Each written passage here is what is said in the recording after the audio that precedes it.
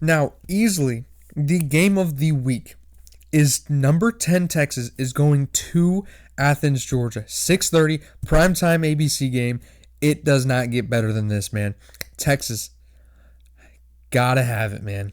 If they don't have this, they're putting them in a position to have to go 9-3, maybe get some luck on their side, and have to beat a top, in my opinion, a top 2 team in the country against Texas A&M. I think it's Ohio State, it's Texas A&M, and then it's Indiana. I think Indiana playing that close game against Penn State dropped them a little bit. Doesn't have anything to do with this game, but that's going to be an even tougher game, I think, than just playing against Georgia. Is Texas actually back? Okay, their offense has looked so much better the past 2 weeks. Okay, Arch Manning has gotten immensely better than the start of the season. He went 12 for 27, 132 yards against Kentucky.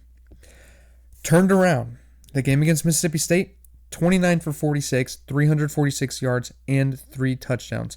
And then he got even better against Vanderbilt, okay? 25-33, 328 passing yards with another 3 passing touchdowns.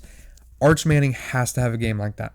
He has to have another game against an even better Georgia defense, a defense that he has not had to play all year outside of that Ohio State game. That Ohio State defense might be the best in the country. Georgia is going to be very, very similar. Can he continue to get better? The main issue that I have with Texas is that they are not helping him at all. They only have 3.9 yards per carry. They had 2.9 against Mississippi State a couple weeks ago. That is not how you beat Georgia. You cannot run the ball with 3.9, and especially not with 2.9 yards per carry. They're going to need somewhere around 4.5. That's the goal if you're Texas.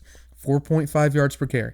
That's the goal every single time you play football, in my opinion. If you're in college football, your goal should be 4.5 yards per carry. They have to have that against Georgia. If they don't, Arch Manning's not going to have enough help. Their defense has struggled a little bit the past few weeks. They've looked really good all season, but they gave up 38 to Mississippi State, and they gave up 31 to Vanderbilt. That's not going to work against Georgia, okay? Georgia's offense is much better than both of those offenses. They're much more dynamic than both of those offenses. I don't think that they can give up. If they play the same way that they did against Mississippi State and Vanderbilt, they will give up a lot more than 38 points. They will give up a lot more than 31 points. Georgia will take advantage of that. Texas has to get better there. Georgia, they need to lean on the run game here, all right? They have 4.7 yards per carry. They are over that 4.5 yards per carry mark. They've been running the ball all season. They also have 197 rushing yards per game, which is going to play a huge factor into this game. They have to take advantage of Texas's O-line. Okay, O-line has not been good. Like I said, 3.9 yards per carry, 2.9 against Mississippi State. That is going to easily be taken advantage of against Georgia. Georgia has to take advantage of that against Texas. Georgia only has 10 sacks this year. That's the problem that I have with saying that. They only have 10 sacks this year.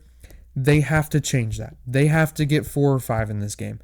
They have to take advantage of a Texas O-line that is not that good, all right?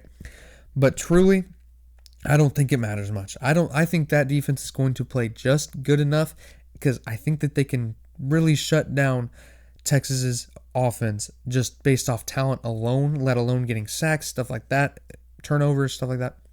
You don't need that if you're Georgia. Georgia's defense is plenty good enough to just take care of business without any random plays like that.